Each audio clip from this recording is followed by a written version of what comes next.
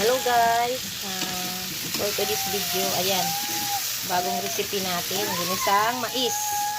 Lalagyan natin yan ng patula mamaya at saka okra.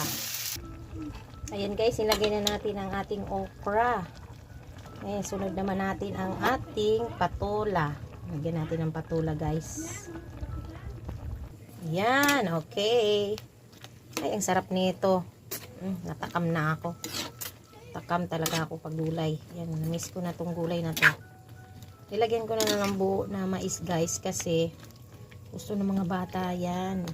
Pero mayroon na akong ginadgad na mais. Ayan o, mayroon na ako. Iba pa yung buo, iba pa yung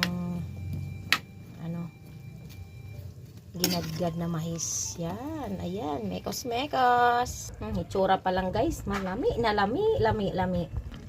Ayan na. Malapit na siyang maluto guys. Takpan na lang muna natin saglit para ayan, luto na, ready to eat na. Kain na.